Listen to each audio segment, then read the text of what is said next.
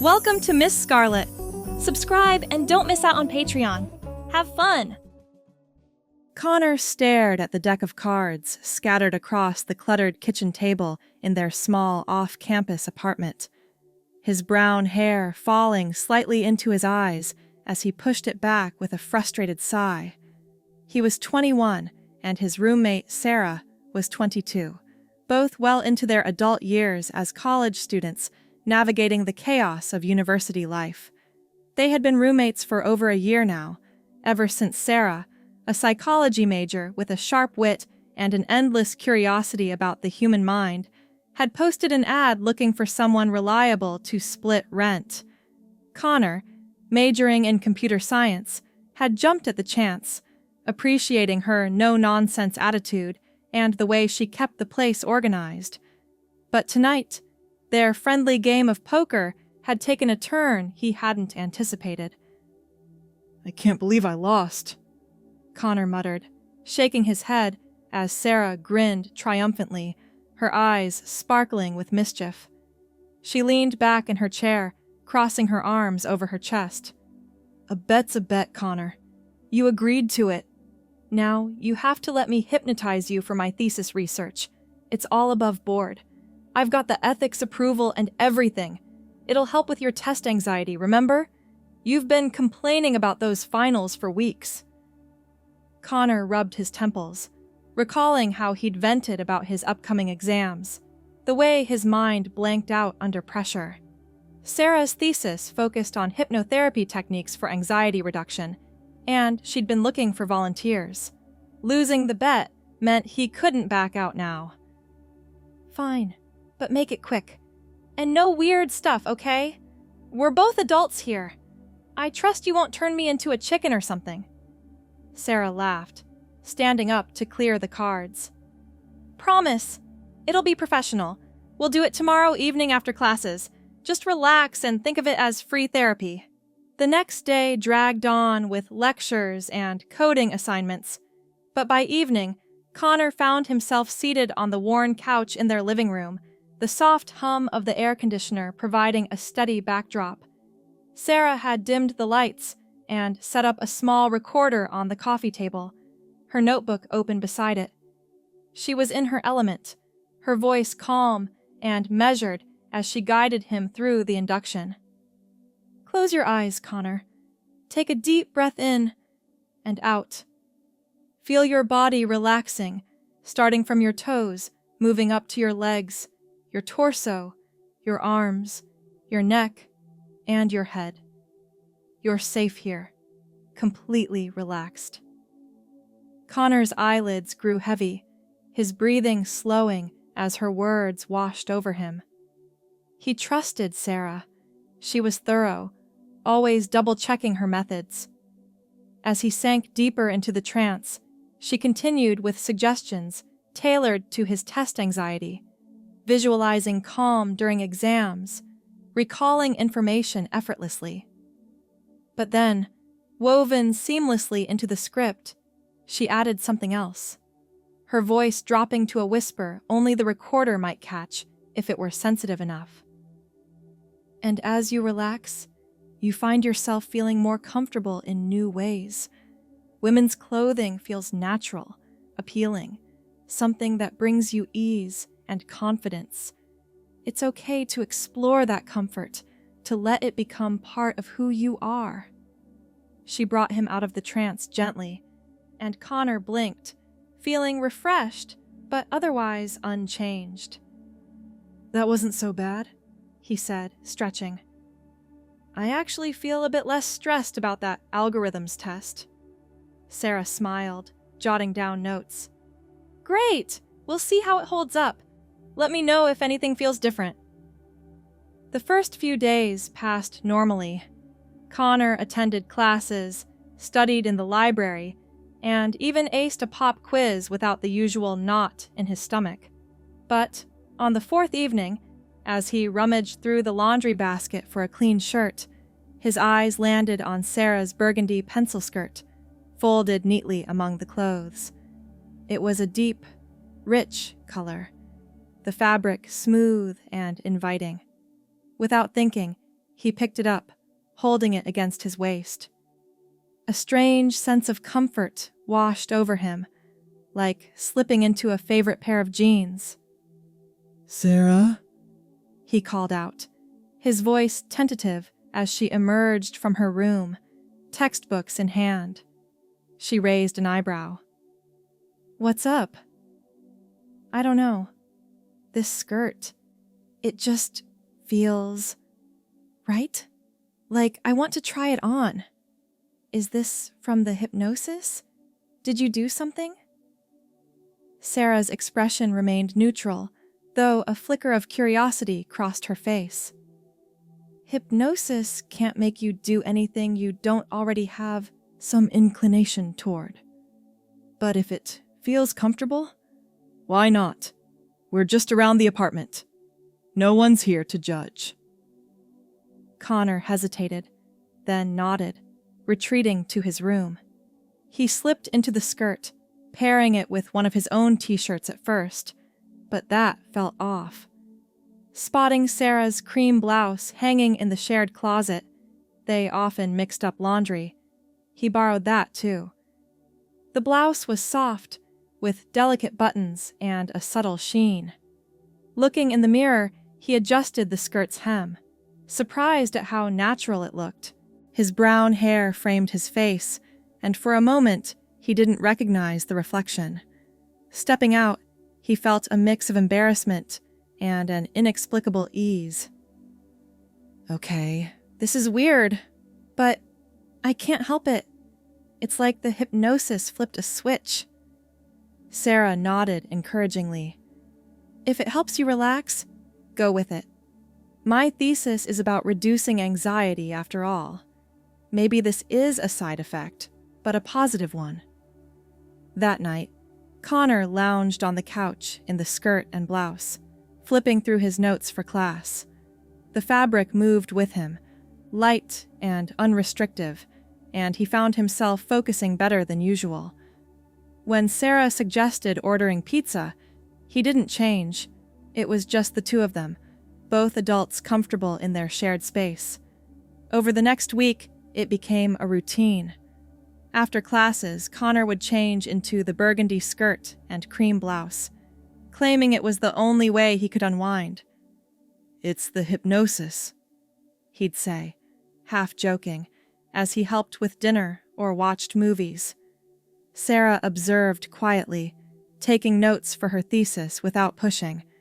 But one evening, as they sat eating stir-fry, Connor confessed, "You know, this isn't just about comfort. It feels good. Like I've been missing something." Sarah set down her fork. "That's interesting. Hypnosis can uncover suppressed thoughts. If you want, we could explore more sessions, but only if you're okay with it." He shook his head. "Not yet, but maybe I should get my own stuff. Borrowing yours feels weird after a while."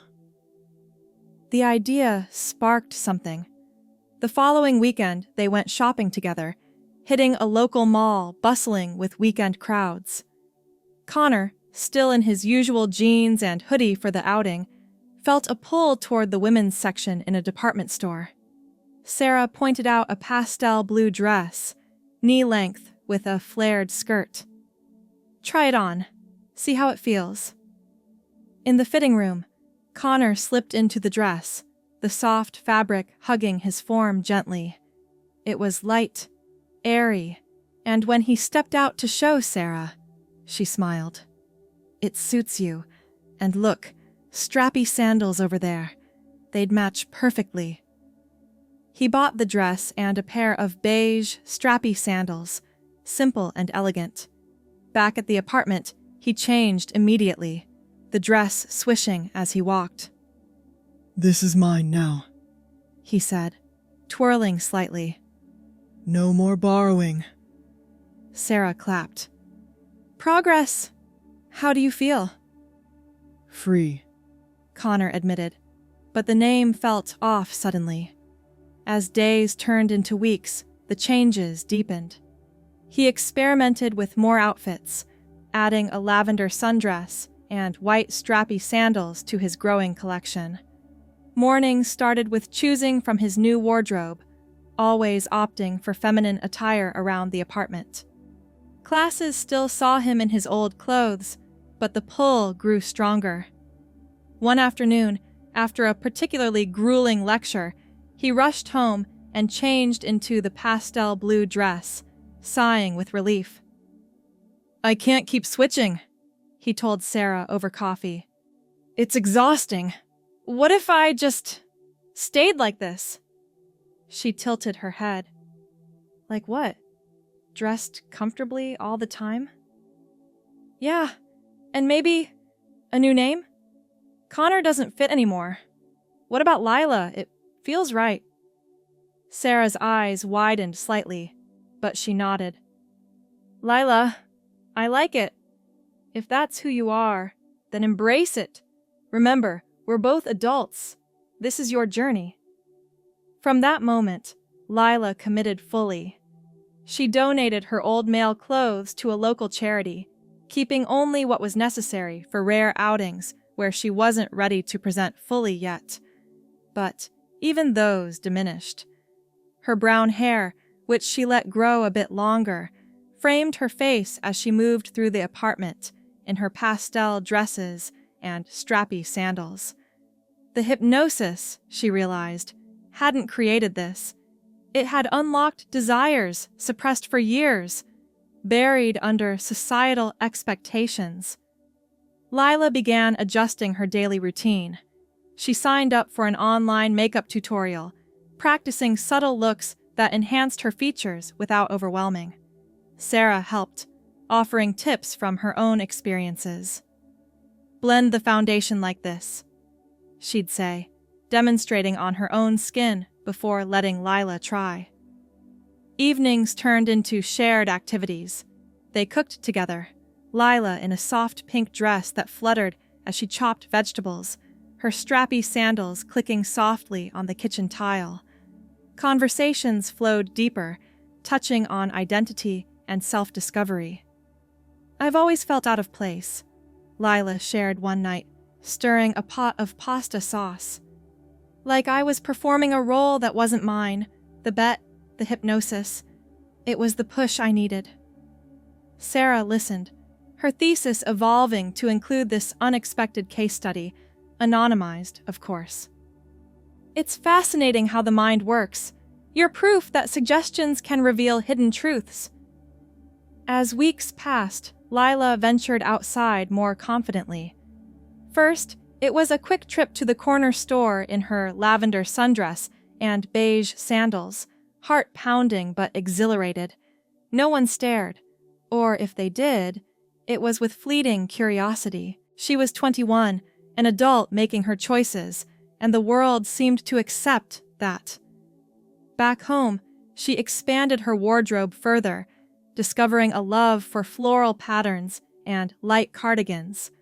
A mint green dress with delicate embroidery became a favorite, paired with new strappy sandals in a matching shade.